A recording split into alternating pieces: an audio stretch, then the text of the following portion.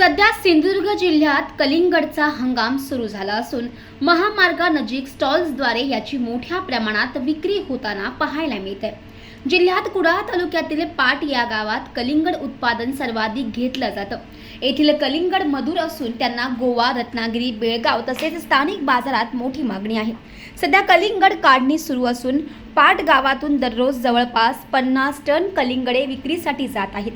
तरीही या कलिंगड शेतीद्वारे चांगला आर्थिक फायदा होत असला तरी याचे मोठे नुकसान वन्य प्राण्यांकडून केले जाते।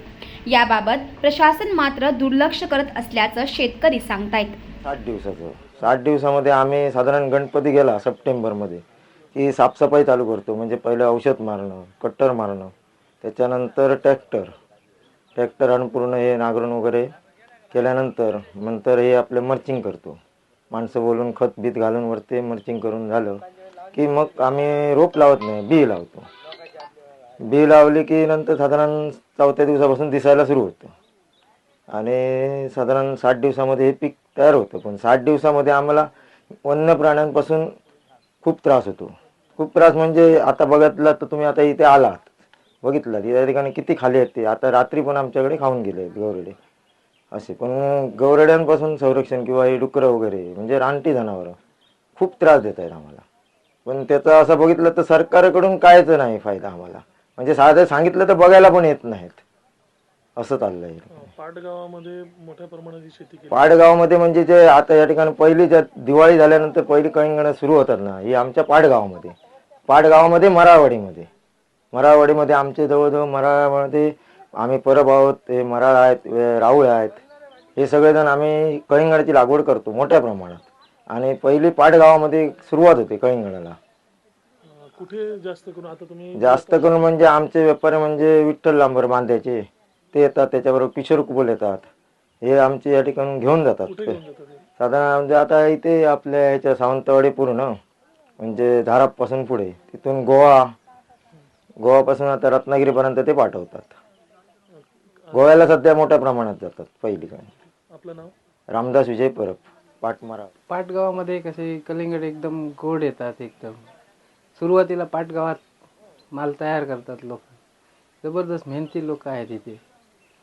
म्हणजे इतर गावामध्ये सुरुवातीला कलिंगड होत नाहीत, इथं जरा चांगलं माल तयार होतो, सुरुवातीला गोड येतो माल।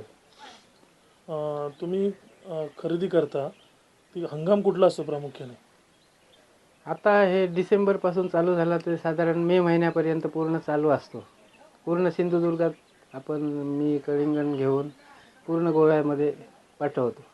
गोव्यात कसा गोव्यात पूर्वी नामदारी चालायची, अंकोला, कारवार तिकडनं यायची, उडपी वगैरे ती कलिंगड।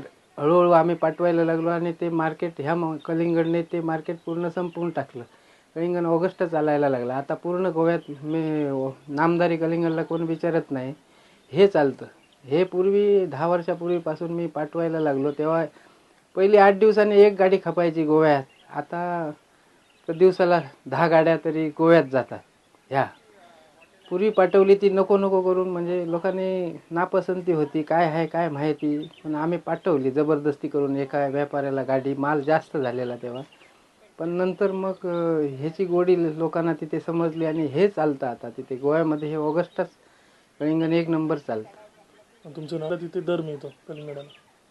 कलिंगड आता सुरुवातीला जरा म्हणजे रेट थोडा जास्त असतो, नंतर आता म्हणजे 17-18 चालतो रेट किलोमध्ये। हो, आणि नंतर मग तो 12-14 असा येऊन थांबतो रेट मार्केटमध्ये। म्हणजे ते साधारणतः गोव्याला दिवसाला 50 टन जातो माल गोव्यामध्ये। आणि हे कुडाळ वगैरे पासून चालू होतं, इकडे कुडाळ, बांधा, सावंतवाडी, वेंगुर्ला असे जातात माल इकडे या साईड। तुमचं नाव? माझं विठ्ठल भागू लांबर।